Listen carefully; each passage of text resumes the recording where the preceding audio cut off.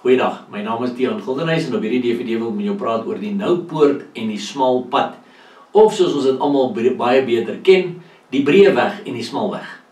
En ons gaan kyk wat die Bybel daar sê, want nie baie mense praat meer deesdae daaroor nie. Want nie baie mense daar buite wil dit graag hoor nie. Maar ons gaan moet kyk wat Jesus Christus vandag sê. En aangesien dit alles oor Jesus Christus gaan, kom ons bid gou saam. Vader, in die magtige naam van Jesus wil ons U loof en prys en eer, omdat U die God van die gode is, die koning van die konings en die Here van die Here. En Here, dankie dat U teenwoordig is, hier waar ek besig is met die opname, maar ook daar waar enigiemand na hierdie DVD sal kyk. Want die woord sê, waar 2 of 3 in my naam vergader is ek in hulle midde. En U is welkom, Here. Dit gaan alles net oor U. Ons vra dat die Heilige Gees my die pad sal vat, dat ek nie die een sal wees wat spreek nie, maar dat U in en deur my sal spreek, en dat U almal van ons, ook ek wat hier besig is, sy harte ontvanklik sal maak vir die waarheid van hierdie boodskap. En dankie Here dat U ons die autoriteit gee om vir die Satan sê, Satan, ek bind jou werke. Jy sal nie keer dat God se kinders hierdie boodskap ontvang nie, die Here bestraf jou en jy sal verdwyn in Jesus Christus se naam. Here Jesus, nou vra ek dat U ons toemaak met die kosbare bloed asseblief.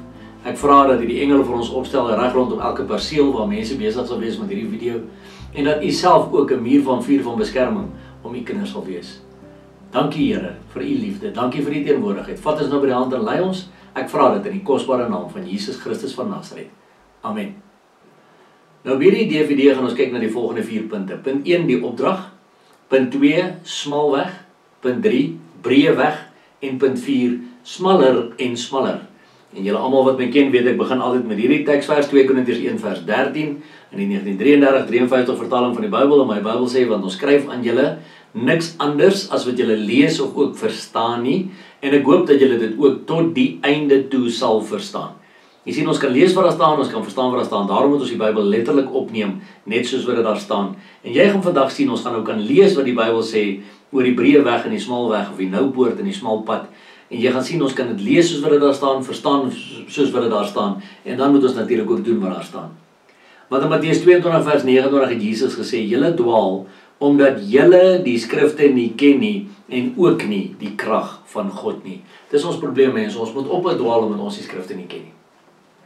Daarom moet ek en jy, en my hart is om werklik elke persoon daar buite, te kry om by Jesus Christus uit te kom en self sy skrifte te begin ondersoek, self te begin lees wat hier staan, en dan te begin sien die sekere goed wat ek moet doen, sekere goed wat ek nou moet klaarmaak, en as ek dit klaar gelees het, dan gaan ek uit en ek begin dit doen, en ek begin klaarmaak met waarmee ek moet klaarmaak, sodat ek kan ophou dwaal, omdat ek die skrifte nie ken nie.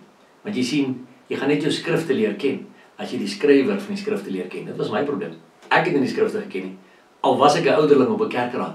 Ek het nog steeds nie die skrifte geken nie. Weet jy hoekom? Want ek het nie die skrywer van die skrifte geken nie. Ek was nie in 'n verhouding met Jesus Christus nie. En eers toe Jesus Christus persoonlik ontmoet het, in Augustus 1999, het sy skrifte vir my oopgebreek en kon ek dit toepas in my huwelik en in my lewe en my kinders se lewens en kon ek sien hoe werk die krag van God in al daardie dinge. Nou by punt 1 gaan ons kyk na die opdrag. Wat is die opdrag van die Here hieroor? Matteus 7 vers 13 en 14 sê, gaan in deur die nou poort, want breed is die poort en wyd is die pad wat na die verderf lei. En daar is baie wat daardeur ingaan. Want die poort is nou en die pad is smal wat na die lewe lei. En daar is min wat dit vind. Dit sê vir my, ek moet stry. Ek moet seker maak, ek doen moeite om deur die nou poort in te gaan. Want die poort is nou en die pad is smal wat na die lewe. Dis natuurlik die ewige lewe lei. En daar is min wat dit vind, sê Jesus. Ek glo maar net wat Jesus sê. En hier is 'n prentjie wat ek nou vir jou wys, wat ek op die internet gekry het. En ja, mense, en haal maar net dieselfde teksvers daaraan, maar jy sal sien, narrow path, broad path. En jy sal oplet dat die pyle wys in 2 verskillende rigtinge. Hulle gaan nie eers in dieselfde rigting nie. En dan het ek die volgende skrywer wat ek aanhaal, julle kan maar kyk wat is die navorsing wat ek gedoen het en wie is die mense wat ek aanhaal, ek gee erkenning aan al die mense wie se werk ek ook gebruik het. This scripture is still relied upon by many factions within the churches of Christ to try to get people in line with the traditions of a select few. Jy sien die mense sê, as jy nie ons kerk se tradisie navolg nie, dan is jy nou op die breë weg. Ja, jy sien, jy glo miskien in Jesus, maar as jy nou nog steeds 'n vrou is wat 'n lang broek dra, dan is jy op die breë weg. Jy's nou nie op die smal weg, soos ons in hierdie kerk nie. Jy sien, want hulle wil die mense in lyn kry met hulle eie tradisies en nie noodwendig met die woord nie. This citation of scripture is often brought up by many well-meaning Christians to browbeat those who do not adjust into conformity to their eccentric fellowship. If one does not adhere to certain doctrinal understandings of a distinctive interpretive community, then that person is not in the narrow way according to certain segments. Many Christians still repeat this phrase to denounce those who do not concur with their critical views about individual communion cups, Bible study classes, instrumental music in the Sunday morning worship, solos, hand clapping in the assembly, women translators, Bible colleges, and so on. Innumerable individuals conclude that every human being that strays from towing the party line is on the broad road that leads to death. Today, there are over 24 splinter groups that all lay claim to the narrow road. Jy sien, hulle sê net hulle is op die smal weg. One assembly of believers is not willing to express fellowship with another association of unwavering saints. To one crowd, the limited way is their restricted reading of certain scriptures. To another fellowship, the thin channel is their exposition of Holy Scripture. Mense, so gebruik Satan dit alweer as 'n wapen, om juis mense by punte kry om te sê, maar weet jy wat, ek stel dan ook nie eens belang nie. Wat is dan nou die breë weg, wat is die smal weg? Nee, want as ek dit is wat daai ou sê, stel ek nie belang nie. Dit is wat daai ou sê, stel ek nie belang nie. Maar wat sê die skrif vir ons? Waar moet ek my antwoorde gaan kry? Natuurlik by die skrif. Want in Matteus 7 vers 7 lees ons, Jesus sê, bid en vir julle sal gegee word. Soek en julle sal vind. Klop en vir julle sal oopgemaak word. So, waar kry ek my antwoorde? Ek gaan na die Here toe. Ek bid, ek soek, ek klop, en ek sê, Here, maak vir my oop asseblief. En die Here maak dit vir my oop, en ek begin verstaan wat God van my verwag. Nie noodwendig daardie betrokke groep nie, maar wat God van my verwag. Hoe wil hy moet ek op sy pad stap? We must walk the walk, not just talk the talk, soos die mense altyd sê. En daarom lees ons in Romeine 12 vers 1 en 2, ek vermaan julle dan broeders by die ontferming van God. Kyk mooi, Paulus sê ek vermaan julle, ek raas met julle, ek raps julle oor die vingers. Ek vermaan julle dan broeders by die ontferming van God, dat julle liggame stel as 'n lewende, heilige en aan God welgevallige offer. En toe ek die eerste keer lees, toe dog ek, wow, dit is seker die most extreme. Toe lees ek die volgende paar woorde. Dit is julle redelike godsdiens. Nou as dit die redelike godsdiens is, wat is dan nou ekstreem? Toe lees ek verder. En word nie aan hierdie wêreld gelykvormig nie, maar word verander deur die vernuwing van julle gemoed, met ander woorde deur anders te begin dink oor die woord en wie jy in die woord is, sodat julle kan beproef wat die goeie en welgevallige en volmaakte wil van God is. Jy sien, dit gaan nie oor enige persoon se wil en hoe hy dit wil hê en hoe hy dit sien nie. Dit gaan oor wat die wil van God is. Nou, wat is die wil van God? 1 Tessalonisense 4 vers 3 sê, want dit is die wil van God, julle heiligmaking. So daar, mense, ek het ook 'n hele DVD oor Jesus se karakter, heiligmaking, of heiligheid, reinheid en suiwerheid, waar ek praat oor die pad van heiligmaking, en jy kan maar daarna ook gaan kyk as jy wil, maar die punt is, God se wil, vir my en jou lewens, is heiligmaking. Want ons is op pad na 'n heilige God se troon toe. Ons gaan nie voor 'n onheilige God se troon staan nie. Ons gaan voor 'n heilige God se troon staan. En hy gaan vra, my kind, wat het jy met die boek gedoen? Dit het niks te doen met jou kleredrag nie. Dit het nie te doen of jy klere het om aan te trek of nie klere het om aan te trek nie. Dit het te doen met wat gaan in jou hart aan. Is jou hart besny? En is jy bereid om gehoorsaam te wees aan die woord van God? Jesus het nooit iemand weggewys van hom af, omdat hulle nie die regte klere aangehad het nie, maar die vyand gebruik dit om mense juis te probeer wegskeer van God, of deur hierdie argumente onder Christene van, o, jy het nie die regte klere, o, jy sing nie op die regte manier, o, nee, julle gebruik die klein koppies, ons gebruik nog die beker, en al hierdie tipe van goed. Ek het ook 'n ander DVD oor Lucifer se aanslag op die kerk, waarin ook 'n ander aanslag verwys, wat die vyand teen ons gebruik om ons kerk uitmekaar te skeer. Maar kom ons lees verder. One must choose. Jy sien, is 'n besluit wat jy moet maak, is 'n keuse wat jy moet maak. Jy het 'n vrye wilskeuse. One must choose to follow the commandments of God or the commandments of men. One way is easy, the other way is hard. The boundaries are clearly distinguished. One gate leads to destruction, the other gate leads to eternal life. Revealed truths compel obedience to God's way. To enter the narrow gate, one must leave self behind. On the other hand, to enter the roomy way, there is no limit to the baggage, self-righteousness, pride, hatred, envy, selfish ambition, dissensions, factions, discord, and so on. The narrow gate is the very opposite of these works of the flesh. In Galasiërs 1 vers 10 sê, soek ek dan nou die guns van mense of van God? Of probeer ek om mense te behaag? As ek nog mense behaag, dan sou ek nie 'n dienskneg van Christus wees nie. En daarom, my liewe vriende, ek het 'n hele DVD actually daaroor, net oor hierdie vers. God se guns of mense se guns. Soek ek die guns van God of soek ek die guns van mense? Want as ek die guns van mense soek, sou ek nie 'n dienskneg van Christus wees nie. So weer eens, die Here het vir ons hierdie vrye wilskeuse gegee. Ek en jy kan kies God se manier of die wêreld se manier. Mense se manier, God se manier. Want ek moet kies. En onthou, ons het nou gesê, die een pad is moeilik en die ander een is maklik.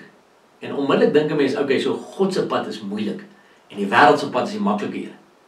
Eintlik toe nie. Kom ons lees die vers. 1 Johannes 5 vers 3 sê, want dit is die liefde tot God, dat ons sy gebooie bewaar. En sy gebooie is nie swaar nie. Interessant, né? So die swaar pad, die moeilike pad is dan eintlik die breë weg.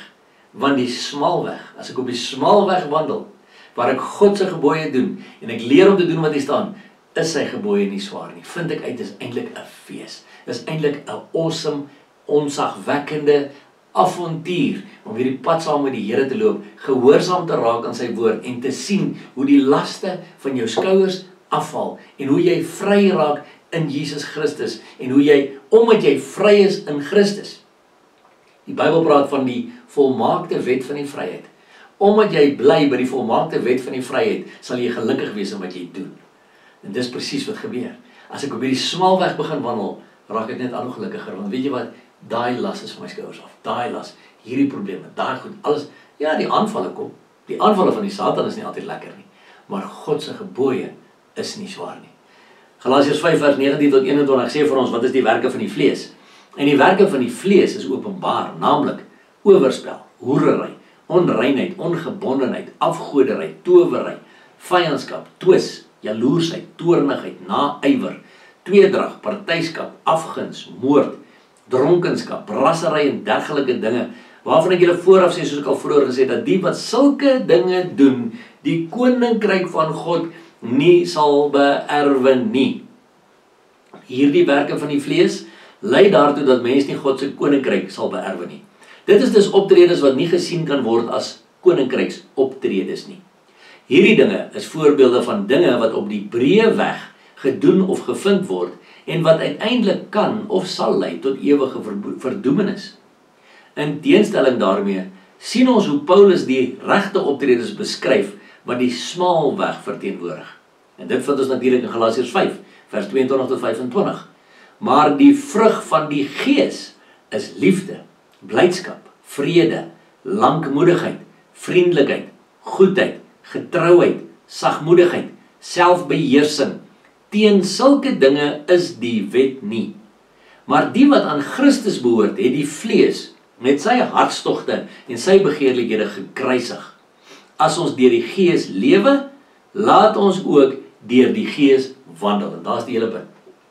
Jy moet kies of jy in die vlees wil gaan wandel, soos die wêreld wil wees, en of jy in die Gees van God wil wandel, waar jou gees ingestel is op God se gees, luister na die leiding van die Heilige Gees en begin doen wat die Gees van God sê om hierdie vrug van die Heilige Gees te dra. Ek het ook die hele DVD net oor die vrug van die Heilige Gees, waar die hele ding net oor dit bespreek en die awesome waarhede wat net daarin te vind is. Maar die punt is 'n keuse wat ek en jy doen. Gaan ons hierdie opdrag van die Here om na die nou-poort toe te gaan? Gaan ons daardie opdrag uitoefen, of gaan ons maar saam met die wêreld gaan?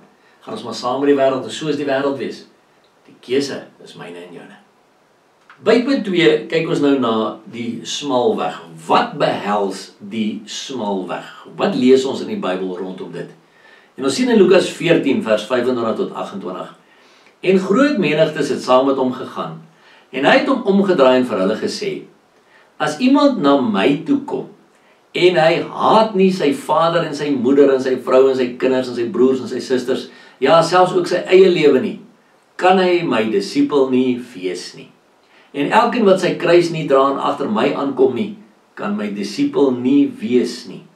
Want wie van julle wat 'n toring wil bou, gaan nie eers sit en die koste bereken, of hy die middele het om dit uit te voer nie. En die mense sê, dis die mense verskrik en sê, ja, maar dis 'n verskriklike woord, jy met jou ouers haat sê Jesus, jou kinders haat. Nee mense, ons moet een ding verstaan, dis nie haat soos wat ek en jy in haat dink nie.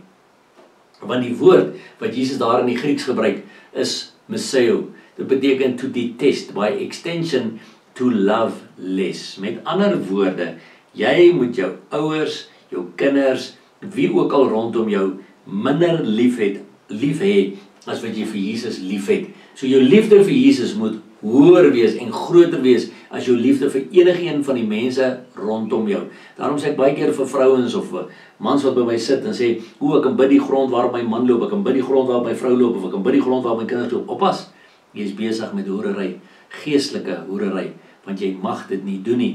Maar ek moet Jesus meer lief hê as enigeen van die mense die naaste aan my. Ons lees verder in Kolossense 3 vers 5 tot 10. Maak dood dan julle lede wat op die aarde is, naamlik hoerery, onreinheid, hartstog, slegte begeertes en gierigheid, wat afgodediens is, waardeur die toorn van God oor die kinders van die ongehoorsaamheid kom, waarin julle ook vroeër gewandel het toe julle daarin geleef het.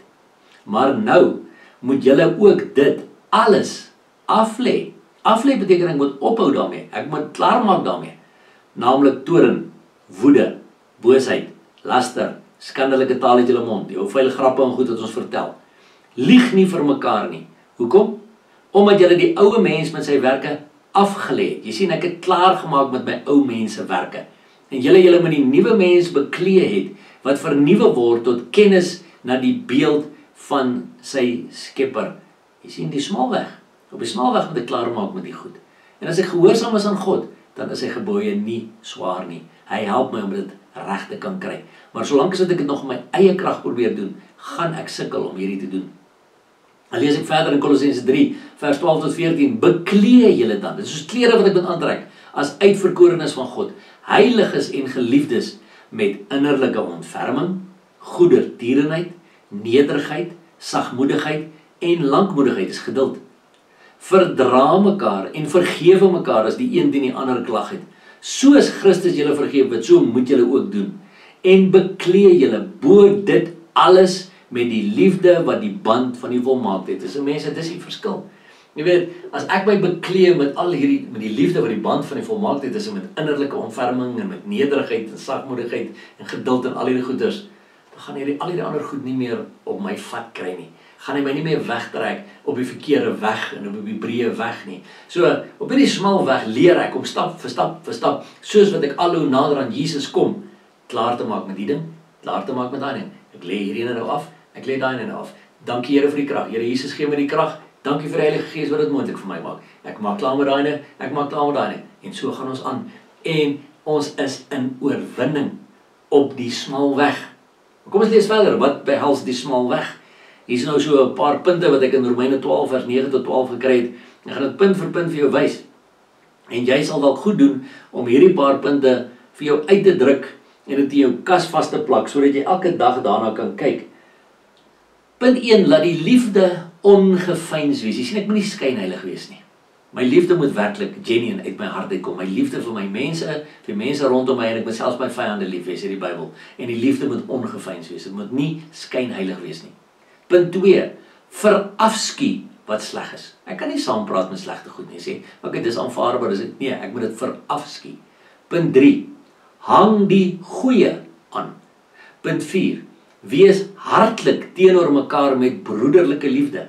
Punt 5. Die een moet die ander voorgaan in eerbetoning. Want jy sien, Filippense 2 vers 3 sê, in nederigheid moet die een die ander hoër ag as homself. Punt 6.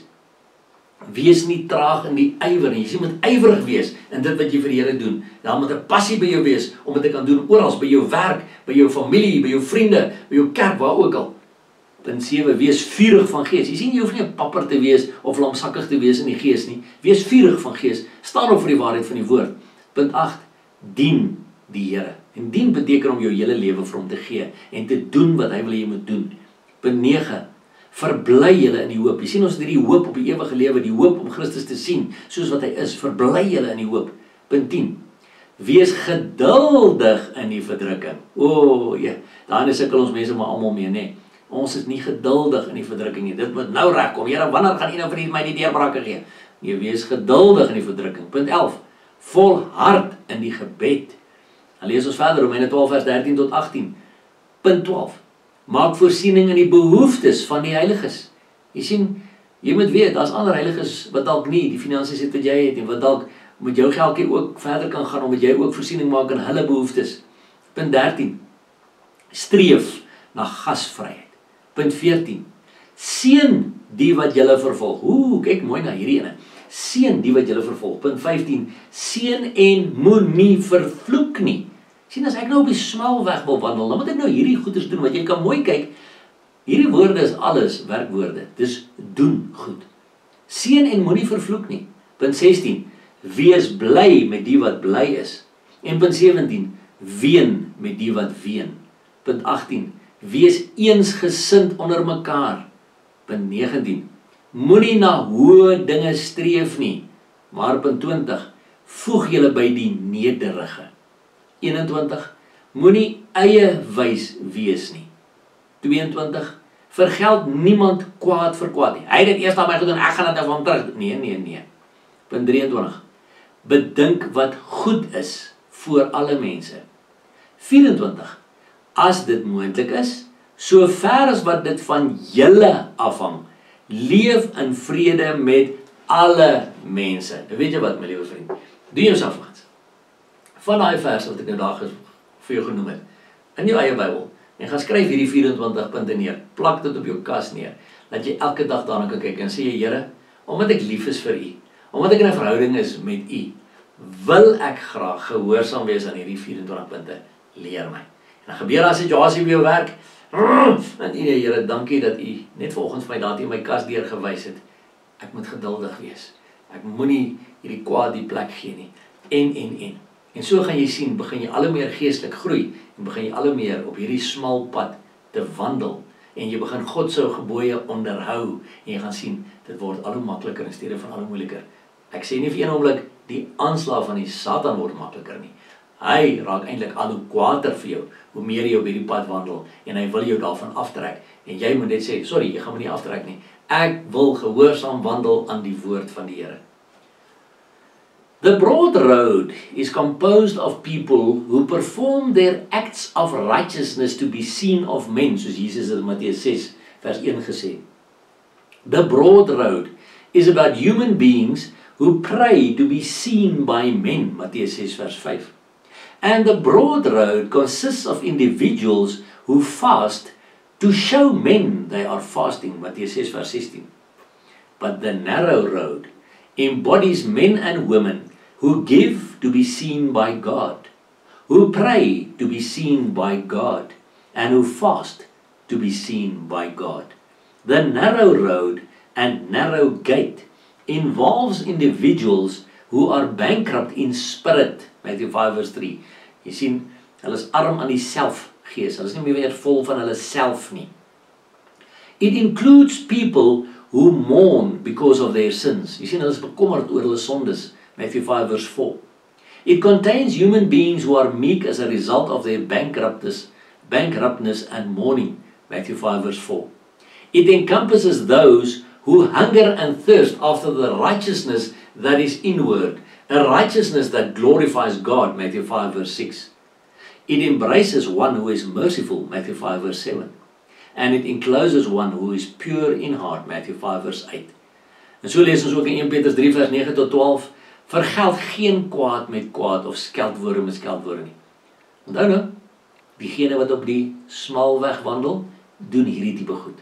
Hulle vergeld geen kwaad met kwaad of skeldwoorde met skeldwoorde nie, maar seën inteendeel, omdat julle weet dat julle hiertoe geroep is, sodat julle seën kan beerwe. Want wie die lewe wil lief hê en goeie dae wil sien, moet sy tong bewaar vir wat verkeerd is, en sy lippe, dat hulle geen bedrog spreek nie. Hy moet afwyk van wat verkeerd is, en hy moet doen wat goed is.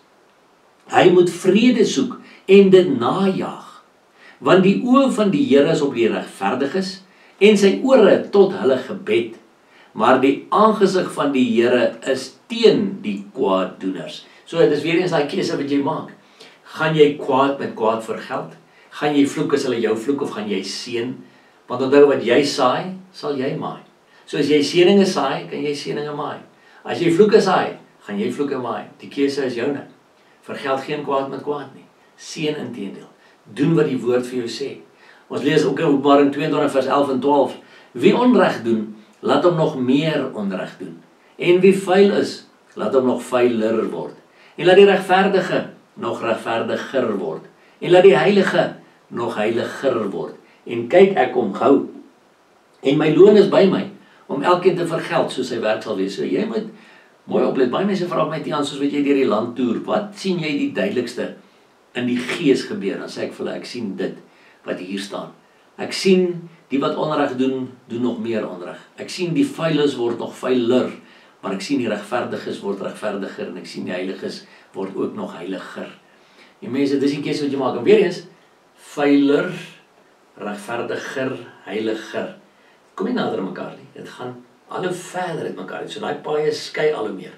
Breë weg, smal weg. So jy kies op watter ene jy wil wees. Psalm 1 vers 1 tot 3. Welgeluksalig, hy woord welgeluksalig beteken ook geseënd, is die man wat nie wandel in die raad van die goddelose, en nie staan op die weg van die sondaars, en nie sit in die kring van die spotters nie, maar sy behaag, met ander woorde sy plesier, sy satisfaksie, is in die wet van die Here, en hy oordink sy wet dag en nag. En hy sal wees soos 'n boom wat geplant is by waterstrome, wat sy vrugte gee op sy tyd en waarvan die blare nie verwelk nie. En alles wat hy doen, voer hy voorspoedig uit. Kyk mooi, wil jy geseënd wees? Dan moet jy weet, op die smal weg moet jy nie wandel in die raad van die goddelose nie. Jy moet nie staan op die weg van die sondaars nie. Jy moet nie sit in die kring van die spotters nie. Maar jy moet jou plesier begin kry in die wet van die Here, en sy wet dag en nag oordink en bepeins, en dit dan natuurlik doen, hè? Want onthou Lukas 6:46 sê, wat noem julle my Here, Here, en julle doen nie wat ek sê nie. 1 Petrus 4 vers 1 tot 5 sê, omdat Christus dan vir ons na die vlees gelei het, moet julle ook wapen met dieselfde gedagte, dat wie na die vlees gelei het, kyk nou mooi, opgehou het met die sonde. So hy wat op die smalweg wandel, het opgehou met die sonde.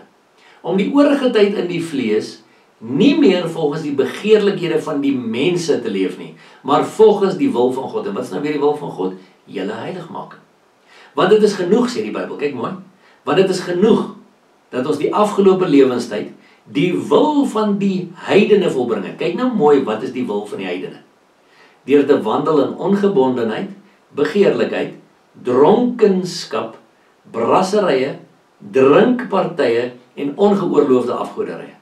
Daarom vind hulle dit vreemd as julle nie saamloop in dieselfde uitgieting van losbandigheid nie en hulle laster. Jy sien daai ou drinkebroers van jou, wat jy gaan begin spot, omdat jy nie meer saam met hulle wil gaan drinkparties hou nie, omdat jy nou skielik 'n nuwe pad loop, dan gaan sê, o, jy dink jy is heilig, wie dink jy is jy? Jy het net laasweek nog saam met ons gesê, wat's nou jou storie? Ja wel, ek het besluit om op die nou weg te wandel. Hulle, wat gaan met hulle gebeur? Hulle sal rekenskap gee aan hom, wat gereed staan om die lewende en die dode te oordeel. Jy sien, die Here gaan vir hulle vra, hoekom het julle verkoos, gespot, omdat hy besluit het om die smal weg te wandel, en nie meer saam met julle in uitgieting van losbandigheid te lewe nie. Hulle sal die Here moet antwoord, nie vir my en vir jou nie. So mense, hierdie smal weg het niks te doen met absolute perfektheid in kennis van die woord nie. Let mooi op. Dit het niks te doen met absolute perfektheid in kennis van die woord nie. Dit het niks te doen met die korrekte liturgiese gebruike op 'n Sondagoggend nie. Die gelowiges in Rome, Efese, Korinte en so meer, was nie foutloos in hulle begrip van God se geskrewe openbaringe nie. Maar tog was hulle steeds op die smaalweg, as gevolg van hulle suiwer en heilige lewens. Daar was uiteraard ook doktrineverskille in daardie eerste gemeentes van die Here, maar tog was hulle gemaan om Jesus te volg, sodat hulle eensgesind God die Vader kon verheerlik, Romeine 15 vers 5 en 6. Dit is presies wat die smaalweg en die noupoort behels, naamlik 'n persoonlike lewe van deurlopende strewe na heiligheid en heiligmaking. Gaan lees gerus maar weer in Matteus 5 vers 3 tot vers 20. En daar gaan jy sien wat dit ook alles behels om op die smaalweg te wandel volgens wat Jesus sê. So mense, weet jy wat, dit gaan oor jou lewe. Dit gaan nie daaroor of jy 'n goue horlosie dra of nie 'n goue horlosie dra nie. Dit gaan nie daaroor of jy grand klere aan het as jy na die Here toe gaan of nie grand klere aan het nie. Want weer eens begin Satan mense baie keer vang met daai met, as ek nou nie reg aangetrek is nie, dan betoon ek nou nie genoeg eer aan God nie. Nee, weet jy wat, ek wonder nogal hoe voel die boemelaar daar buite daaroor. So hy gaan nooit goed genoeg wees om goeie klere aan te trek om na die Here toe te gaan nie.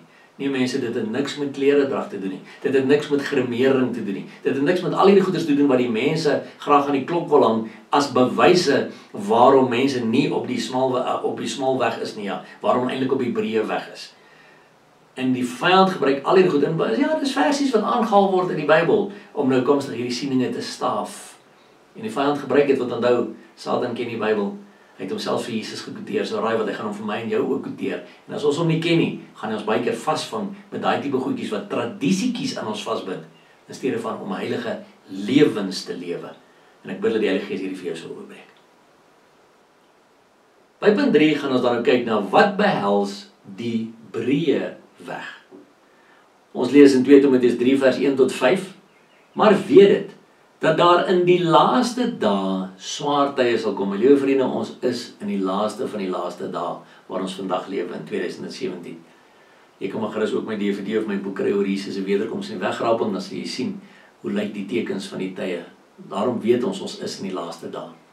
Want die mense sal liefhebbers van hulle self wees. Sien, hier is nou mense op die breë weg. Hulle is liefhebbers van hulle self, nie van God nie.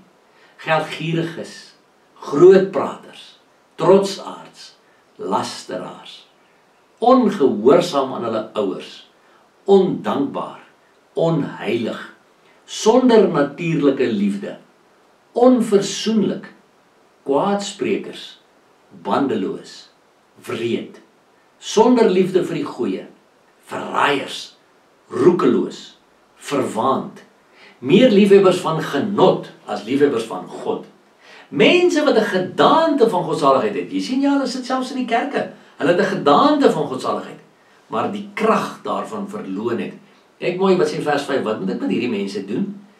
Keer jou ook van hierdie mense af. Met ander woorde, weet jy wat? As jy so vol is van jouself, 'n groot prater, 'n trotsaard, 'n lasteraar, jy vloek God in sy gebod, jy wil niks met God in sy gebod te doen wil hê nie, jy's ongehoorsaam aan jou ouers, jy's ondankbaar, jy's onheilig, jy's roekeloos, ek wil niks met jou te doen nie. Weet jy wat, ek gaan daar eenkant in my kamer sit en ek gaan vir jou bid.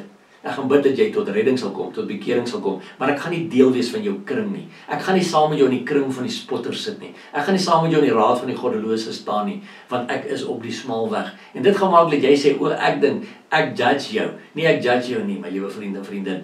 Ek bid vir jou redding. Ek bid dat die Heilige Gees jou sal oortuig van sonde, van geregtigheid en van oordeel. Want jy sien, dis weer eens hoe die Satan mense teksverse laat quoteer, sê, o, jy wil my nou judge. Nee, die Bybel sê vermaan mekaar. So ek vermaan jou, soos Petrus en Paulus ons vermaan het, vermaan ek jou, maar klaar met hierdie goed. Maar klaar met hierdie goed wat jou lewe vasbid, wat maak dat jy op die breë weg wandel, maar jy dink jy het 'n gedaante van godsaligheid. Jy dink jy's 'n diaken in die kerk, jy dink jy's 'n ouder in die kerk, jy dink jy sit Bybelversies op jou WhatsApp profile pic, maar jy verneek mense in besigheid en al hierdie tipe van goeders. Nee, ek het nuus vir jou. Die vyand is besig om vir jou te lieg. Ons moet begin werklik op die smaalweg wandel. Want ons lees in Openbaring 3 vers 14 tot 17 en skryf aan die engel van die gemeente van die Laodisense. En die woord Laodisense beteken menseregte. Met ander woorde die gemeente in die laaste dae, want mense, ons lewe tans in die tydperk van menseregte. Dit gaan alles oor menseregte. Al die lande se konstitusies gaan oor die menseregte. So ons weet, Hierdie stuk in Openbaring 3 is van toepassing op die tyd waarin ons nou lewe. Dit sê die Amen, die getroue en waaragtige getuie, die begin van die skepping van God. Ek ken jou werke, dat jy nie koud is nie en ook nie warm nie. Was jy tog maar koud of warm? Maar nou, omdat jy lou is en nie koud of warm nie, sal ek jou uit my mond spuug. Mense, daai woord spuug in die Grieks verwys eintlik na braak. Ek sê uit my mond uit braak. Want jy sê, ek is ryk en het verryk geword en het aan niks gebrek nie. En jy weet nie dat dit jy is wat elendig en beklaanswaardig en arm en blind en naak is nie. En kyk mooi wat daar staan, nie? Jy sê ek is ryk en het verryk geword. Dis wat baie ons in die kerk doen. Dit gaan so goed met ons kerk. Ons het aan niks gebrek nie. En meantime weet hulle nie dat dit juist hulle is wat elendig en beklaanswaardig en arm en blind en naak is nie. Want hulle is lou. Hulle is maar happy omdat hy Sondag in die kerk gaan sit het. Dan hoef hy vir die res van die week niks te doen nie. Want jy sien, hy is nie koud of warm nie. Hy is maar net lou. Hy het 'n gedaante van godsaligheid. En die Bybel sê keer jou van hierdie mense af. En ons moet ook weet, hier is 2 verse wat my vreeslik baie pla. As ek lees oor wat Jesus sê wat in die eindtyd gaan gebeur. Matteus 24 vers 12 sê, en omdat die ongeregtigheid vermeerder word, sal die liefde van die meeste verkoel. En dan Lukas 18 vers 8 sê Jesus, waar as die Seun van die mens kom, sal hy wel die geloof op die aarde vind. Want dit is God wat hier praat. Jesus homself het hierdie woorde geuiter. En hy het gesê aan die einde van die tyd, omdat die ongeregtigheid vermeerder word. Onthou jy, ek het vir jou net in Openbaring 22 aangehaal vers 11, wat sê die vuiles word nog vuiler en die heiliges word heiliger. En omdat die ongeregtigheid vermeerder word, sal die liefde van die meeste verkoel. Jy sien, hulle wat net 'n gedaante van godsaligheid het, wat gesê het hulle is lief vir Jesus, omdat die ongeregtigheid vermeerder word, sal hulle liefde verkoel. Hulle gaan louer word en naderhand heeltemal sommer koud word. En dan sê Jesus, maar as hy kom, sal hy wel nog geloof op die aarde vind. Dis 'n skrikwekkende vers daar. En dit sê vir my mense, hierdie mense wat vir my sê, nee, daar gaan 'n vreeslike herlewing op aarde wees voordat Jesus weer kom. Ek sien dit nie in daardie vers dat dit gaan wees voor die wegrapping nie. Soos wat ek op my DVD en my boek oor die wegrapping het verduidelik, sien ek dit wel tydens die verdrukking, die 7 jaar verdrukking. Ja, daar gaan daar wel 'n groot herlewing kom. Want 'n menigte sonder tal gaan sterf vir hulle geloof en dan voor die troon van God eindig. Ek bespreek dit in detail daar. Maar tot dan moet jy weet, hierdie is wat gaan gebeur. Hierdie is die mense wat op die breë weg begin wandel. 1 Korintiërs 5 vers 9 tot 11 sê, ek het julle in my brief geskrywe om nie met hoereerders om te gaan nie. Dit wil sê, nie die hoereerders van hierdie wêreld, of die gierigaars, of die rowers, of die afgodedienaars in die algemeen nie. Want dan sou julle uit die wêreld moes uitgaan. Maar nou skryf ek aan julle, om nie om te gaan met iemand wat, al staan hy as 'n broeder bekend, met ander woorde as 'n gelowige bekend, wat 'n hoereerder is, of 'n gierigaard, of 'n afgodedienaar, of 'n kwaadspreker, of 'n dronkaard, of 'n rower nie. Met so iemand met julle selfs nie saam eet nie. Wow, kyk hoe fyn raak dit. Die Here sê, as iemand homself 'n gelowige noem, en hy's 'n hoereerder, of 'n gierigaard, of 'n afgodedienaar, of 'n kwaadspreker, of 'n dronkaard, of 'n rower, dan mag ek nie saam met hom eet nie. Maar jy sien, die punt is nou voel baie gelowiges so skuldig, omdat hy vir 'n broer of 'n suster wat nou al hierdie goeders doen, nie meer saam met hom wil gaan eet nie. En dan sê hy, dink jy nou wie is beter as ek, wil jy nou nie meer saam eet nie? Ag nee, weet jy wat, so kyk, kom ons gaan eet maar ietsie saam. Jy slaap weer ongehoorsaam aan die woord. Die punt is, die rede waarom ons moet onttrek van hierdie mense, soos ons net nou gelees het in 2 Timoteus 3 vers 1 tot 5, en waarom ons nie met so iemand selfs moet saam eet nie, is punt 1, omdat ek nie sit in die kring van die spotters nie, omdat ek nie wandel of staan in die raad van die goddelose nie, en punt 2, sodat hierdie persoon tot inkeer kan kom, sodat hierdie persoon kan besef, wow, maar ek maak droog, ek is besig om my gelowige vriende te verloor, hulle onttrek hulle van my, omdat ek aanhou met hierdie goeders, en dink ek is nog oukei, dink ek het 'n gedaante van godsaligheid, so ek moet eintlik daarmee ophou. Dis hoekom hierdie vers dit vir ons sê. 2 Korintiërs 13 vers 5 sê, ondersoek julle self, of julle in die geloof is. Stel julle self op die proef. Of is julle nie seker van julle self, dat Jesus Christus in julle is nie, as julle ten minste nie verwerplik is nie. So hierdie vers sê baie duidelik, ondersoek jouself, of jy in die geloof is. Stel jouself op die proef. Hoe doen jy dit? Lees die woord. Here, mis ek dalk nog iets? Here, is daar iets in my huwelik wat nog nie in lyn is met die woord nie? Is daar iets in my verhouding met my ouers wat nog nie in lyn is met die woord nie? Is daar iets in my verhouding met my vrou, my man, my werksmense wat nie in lyn is met die woord nie? Is daar iets in my mond wat ek spreek wat nie in lyn is met die woord nie? Here, ek stel myself op die proef. Lei my deur die Heilige Gees. Wat is daar wat ek nog mee moet deel? En die Here sal dit vir jou wys, sodat jy nie verwerplik sou wees nie. 1 Timoteus 4 vers 7 en 8 sê, maar verwerp onheilige en oudwyfse fabels en oefen jou in die godsaligheid. Kyk mooi, waarin moet jy jou oefen? In die godsaligheid. Hoe oefen jy dit? Deur te doen wat die Bybel sê. Dag vir dag. Te leer om my gedagtes gevange neem tot gehoorsaamheid aan Christus. Dag vir dag te leer om myself aan God te onderwerp, die duiwel te weerstaan en te sien hoe hy van my wegvlug. Ek oefen dit. Ek oefen my in die godsaligheid. Want die liggaamlike oefening is tot weinig nut. En daarteenoor is daar miljoene mense op die aarde wat so ingestel is op die liggaamlike oefening dat hulle niks met God en sy gebod te doen wil hê. Hulle is so besig op Saterdag of Sondag met hulle sport en met hulle liggaamlike oefening dat daar nie tyd is vir God en sy woord nie. Maar die godsaligheid is nuttig vir alles. Kyk mooi. Omdat dit die belofte van die teenwoordige en die toekomende lewe het. Jy sien, as ek my oefen in die godsaligheid, as ek hierdie boek lees, hom bestudeer, kyk wat hier staan, en begin toepas wat hier staan, weet jy wat gebeur? Ek begin die regte pad stap, en ek het die belofte van die teenwoordige en die toekomende lewe. Wat beteken dit? Dit beteken ek gaan nou, in hierdie lewe, terwyl ek lewe, 'n goeie lewe. Met morele standaarde, wat op die regte pad is, wat die regte dinge doen, en die dag as ek sterf, die ewige lewe. Om vir altyd by God te wees. Maar dan moet ek my oefen in die godsaligheid. Nou weer eens met jy moet my reg verstaan vandag. Ek sê nie vir een oomblik, jy moet nou deur die goeie dinge wat jy dan nou doen, deur jou te oefen in die godsaligheid gered word. Nee. Ons word net gered deur ons geloof in Jesus Christus. Uit genade is ons gered. Maar as jy weet, jy het by daai punt verbygaan, ek het ander DVD's waar ons dit hanteer, oor verhouding met God, en hoe ek gered word. Ek het ook 'n boek oor redding volgens die Bybel, waar ek hierdie ding duidelik. So ek sê nie in een oomblik nou vir jou, dat deur jou te oefen in die godsaligheid sal jy nou gered word. Nee, die oefening in die godsaligheid kom, nadat jy reeds gered is, en jy hierdie honger in jou hart het, om al hoe nader aan God te kom, al hoe meer soos hy te word, al hoe meer soos hy wil wees. Juist daarom oefen ek my in die godsaligheid. Hoekom? Want ek het hierdie belofte van die teenwoordige en die toekomende lewe. Jy is die een wat kies oor hoe jy dit wil doen en wat jy wil doen. Maar hier is 'n belofte wat die Here vir ons gee. 2 Timoteus 4 vers 1 tot 5. Ek besweer jou dan voor God en die Here Jesus Christus, wat die lewende en die dode sal oordeel by sy verskyning in sy koninkryk. Verkondig die woord. Kyk nou mooi wat sê Paulus hierso. Verkondig die woord.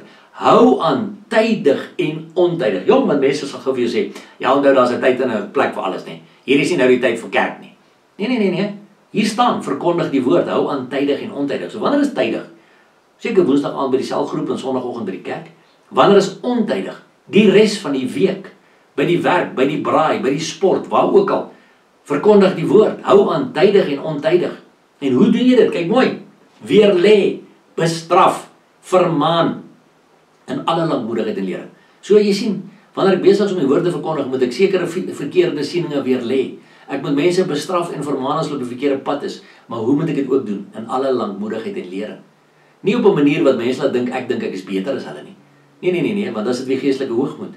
Ek moet dit doen in alle lankmoedigheid, in geduld en lering, sodat hulle lering daaruit kan ontvang. Want daar sal 'n tyd wees, en mense, ons is vandag in daardie tyd, wanneer hulle die gesonde leer nie sal verdra nie, maar omdat hulle in hulle gehoor gestreel wil wees, vir hulle 'n menigte leraars sal versamel, volgens hulle eie begeerlikhede, en die oor sal afkeer van die waarheid, en hulle sal wend tot fabels. Maar wees jy in alles nugter, ly verdrukking, doen die werk van die evangelis, vervul jou bediening.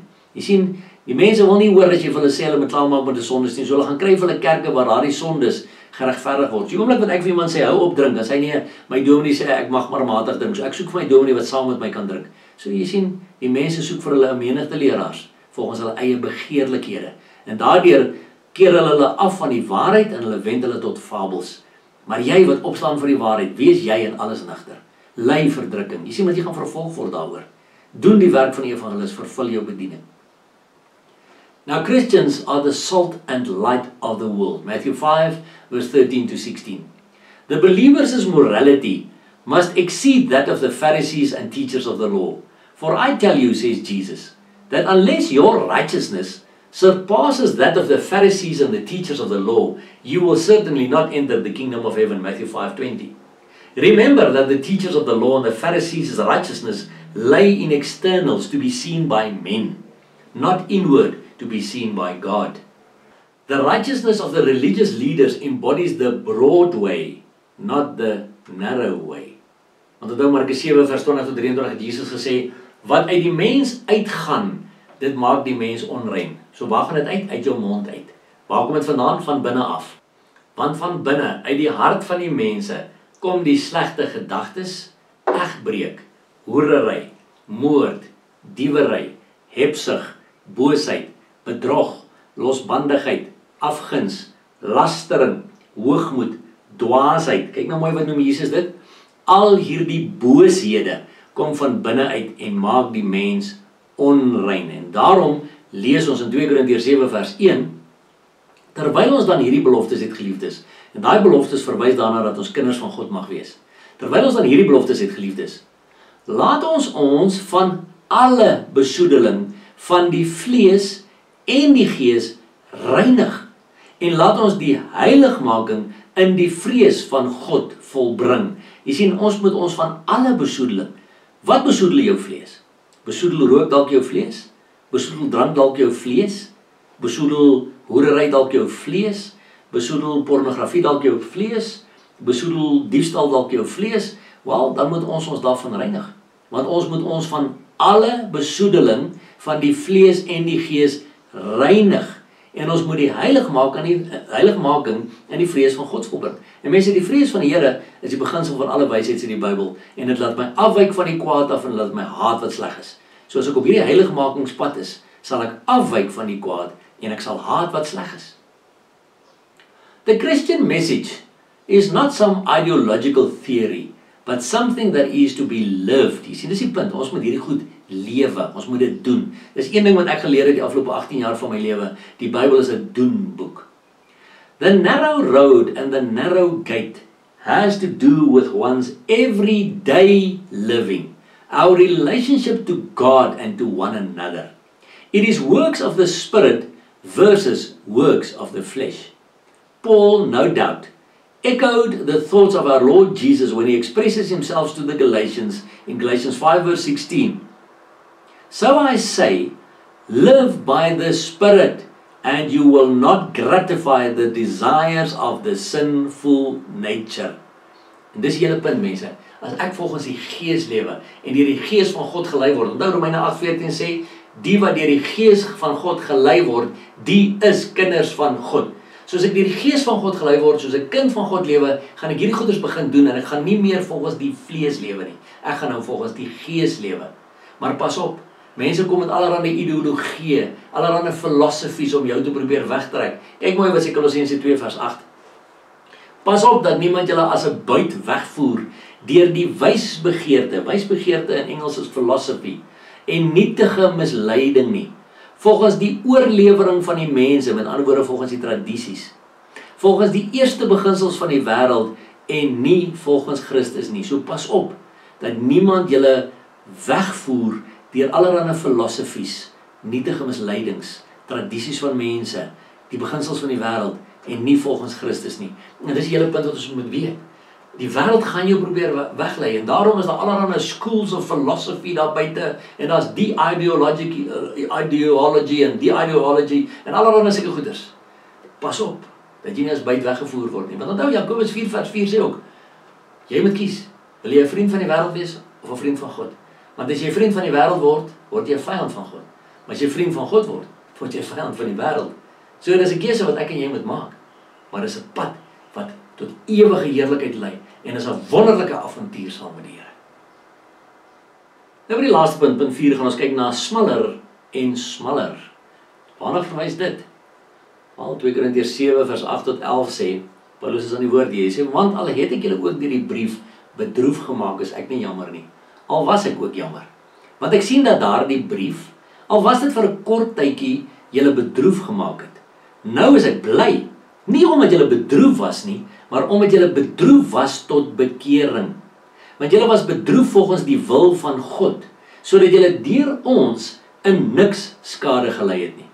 Want die droefheid volgens die wil van God werk 'n onberoulike bekering tot redding, maar die droefheid van die wêreld werk die dood. Want kyk, juis dit, dat julle bedroef geword het volgens die wil van God. Wat 'n groot ywer het dit in julle gewerk. Ja, verantwoording, verontwaardiging, vrees, verlange, ywer, bestraffing. In alles het julle bewys dat julle in hierdie saak rein is.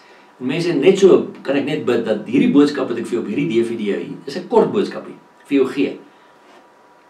Jou dalk ook, al was jy miskien kwaad vir my of bedroef was, dat dit jou bedroef sal maak tot bekering. Dat jy werklik sal sê, Here, ek hoor wat u deur teengilnis vir my sê hier. En ek wil verander. Ek wil 'n onberoulike bekering tot redding in my lewe hê. En ek wil ook 'n verontwaardiging hê oor die sondes van die wêreld. Ek wil 'n verantwoording begin doen teenoor medegelowiges. Ek wil in die vrees van die Here wandel. Ek wil 'n verlange hê na die Here, 'n ywer vir die Here. En ek wil die sondes bestraf in my lewe. Jy sien, as dit ook in jou lewe mag gebeur op grond van wat jy op hierdie DVD gesien het, dan loof ek die Here. Mag jy ook in alles bewys dat jy in die saak rein is. Ek luister eendag na 'n prediker en hy sê die volgende oor the broad way and the narrow way. En hy sê the broad way is like 4 lanes of a national highway. The narrow way is like one single side of a public street. En oor net die een kant van 'n straat, van die witlyn af tot aan die kant van die straat. As you keep on moving along this narrow way, it becomes as narrow as a sidewalk. And as you keep on going, it becomes as narrow as a tightrope. And the closer you get to that narrow gate, it becomes as narrow as a razor blade. Are you still on it? So dink dit vir jouself. Al hoe smaller en smaller. Jy sien, en die wat nie wil nie, val maar weg, want hulle val maar weer terug en sê nee, dit was lekkerder op die highway. Kom ons gaan na die highway toe. As ek dit vir jou in 'n prentjie vorm kan probeer weergee, lyk dit dalk so. Die 4 breë bane. En wat het ons nou gesien uit dit wat ons tot dusver op mekaar gedeel het? Die werke van die vlees is op daardie 4 breë bane, wat ons probeer wegtrek van God af. Terwyl die pad van heiligmaking daar na die smal deurtjie toe, al smaller en smaller en smaller word. En die vraag wat ek jou vandag moet vra is, waar is jy? Is jy nog hier op die 4 breë highway bane op pad na die hel toe, omdat jy jou sondes probeer regverdig, vir jou mense kry wat regverdig wat jy doen en sê, ja man, is okay as jy dit doen, moenie worry nie, ons doen dit ook so, en omdat ons dit so doen, kan jy dit ook so doen. Nee, die vraag is, doen jy dit vir mense of doen jy dit vir die Here? Soek jy God se guns of mense se guns? Waar is jy? Is jy al op hierdie pad van heiligmaking? Is jy al op pad na daai klein blou deurtjie daar, in die heerlikheid van God toe? Omdat jy klaar maak met die verkeerde dinge. Want onthou, jy moet nie dink dat jy op hierdie 4 bane kan wees, en die dag as jy sterf, sommer vinnig kan oorspring, hier van die breë weg af tot daar, in die klein deurtjie in nie. Nee, jy gaan dit nie reg kry nie, want die punt is, jy weet nie wanneer jy gaan sterf nie. Ja, God se genade is groot genoeg, dat as jy 10 minute voor jy sterf, sê Here vergewe my, dat hy jou wel sal intrek, in die ewige heerlikheid in. Maar jy weet nie of jy daai kans gaan kry nie. So wil jy die kans waag, om net aan te hou wandel op daai 4 groot bane, van die werke van die vlees, op pad na daai groot deur toe, wat op pad lei na die werk, na die hel toe, na die vlamme van die hel, wat vir ewig brand. Ek het ook 'n hele DVD oor die hel is ook 'n werklikheid. Moenie laat enigiemand vir jou sê, die hel bestaan nie werklik nie, of daar is nie vlamme wat vir ewig gaan brand nie. Die Bybel is baie duidelik, Jesus self het dit gesê. So waar gaan jy wees? Gaan jy probeer oorspring, hopende, dat jy sekondes voor jy sterf die kans gaan kry, maar sê nie, jy kry nie daai kans nie. Waar gaan jy dan eindig? So die keuse is weer eens joune. Maar ons moet weet, as ons op hierdie pad van heiligmaking loop, gaan daar vervolginge kom. Matteus 10 vers 22 sê, en julle sal deur almal gehaat word ter wille van my naam. Maar wie volhard tot die einde toe, hy sal gered word. Jy sien, ons sal gehaat word deur almal. Almal, of dit nou familie, vriende, werksmense is, wat ook al die geval mag wees, dit is ons haat ter wille van die naam van Jesus. En daarom moet ons volhard tot die einde toe. Mense, ons kan dit nie in ons eie krag doen nie. Daai volharding kry ons net in Jesus.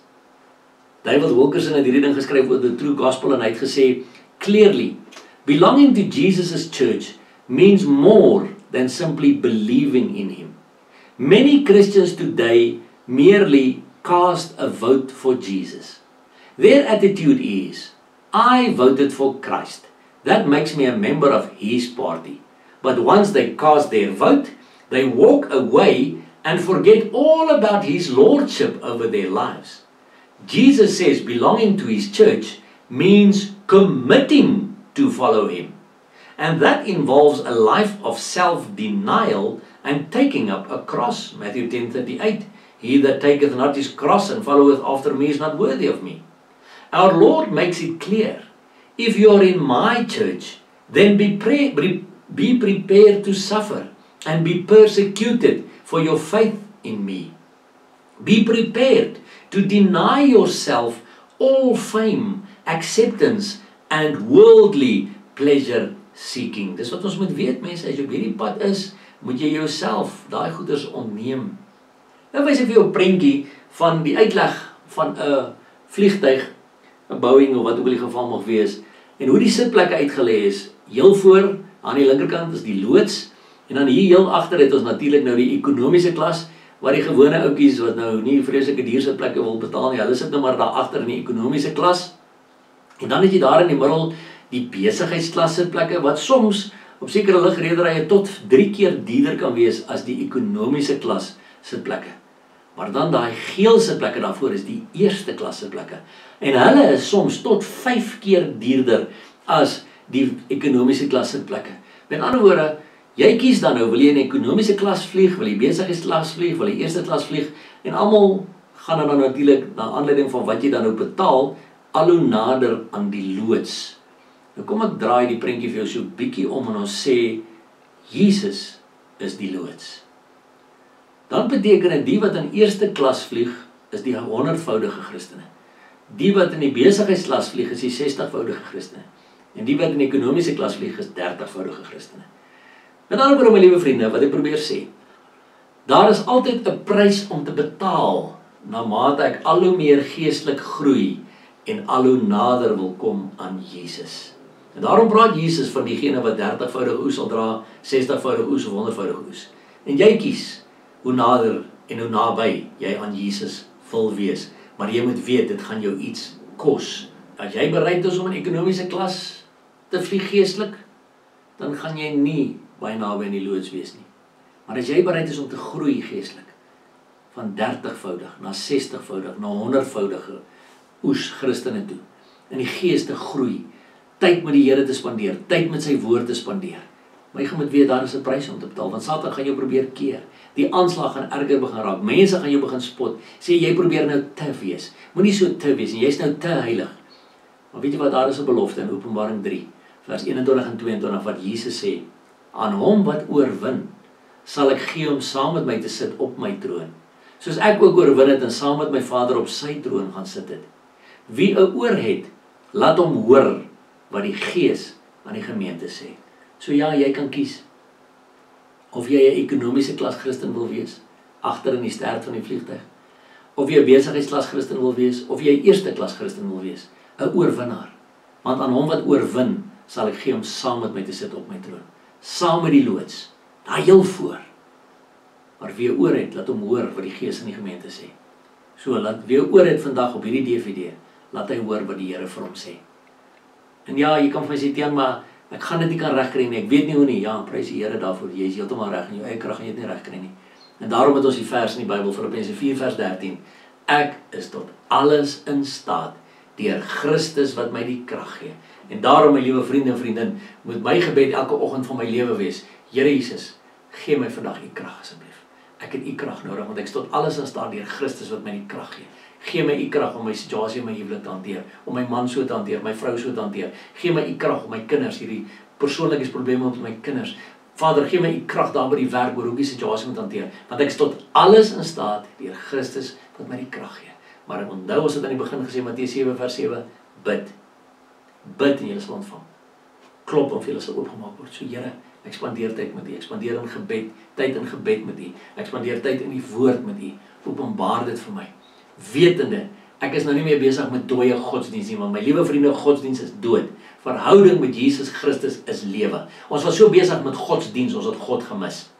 So die oomblik wat ek in 'n verhouding met Jesus Christus begin ingaan, begin hierdie lewe van die Heilige Gees van God in my lewe en ek begin besef, wow, ek is nie besig met 'n dooie godsdienststruktuur nie, want ek dien 'n lewende God. Want Jesus sê in Openbaring 1 vers 17 en 18, ek is die eerste en die laaste en die lewende en ek was dood en kyk, ek leef tot in alle ewigheid. Amen. En alle eer gaan aan Jesus Christus van Nazareth. Hy wat dit vir ons moontlik maak om in oorwinning te lewe. Hy wat dit vir ons moontlik maak om te volhard tot die einde toe, om wel op hierdie smal weg te kan wandel, want sy gebooie is nie swaar nie. Kom ons bid saam. Vader, in die magtige naam van Jesus sê ons vir U dankie. Dankie Here dat U dit vir ons moontlik maak om deur die nou poort te kan mag ingaan. En dat U ons die krag gee om op die smal weg te wandel, om weg te kom van die breë weg af, om klaar te maak met die werke van die vlees, om ons eie ek te kruisig en om al hoe meer gehoorsaam te raak aan U in ons normale dag vir dag lewens, sodat U daardeur verheerlik kan word. En ek wil bid Here dat die Heilige Gees die naprediker sal wees van hierdie woord, dat U dit nog meer sal oopbreek in mense wat na hierdie DVD gekyk het se harte oor wat daar nog van hulle verlang word, en dat hulle dit met 'n ywer en 'n oorgawe en 'n branding in hulle binneste gaan doen om te sê, ja Here, ek wil dit ook doen vir U, soos wat U dit wil hê, en sodat ek kan weet, ek hoef nie te probeer oorspring van die breë weg na die smal weg toe nie, ek wandel nou reeds op die smal weg, ek is op pad na daardie nou poort toe, ek is een van die min wat dit gevind het, maar gee my U krag om te volhard tot die einde toe, en ons dankie daarvoor in Jesus se naam. Amen.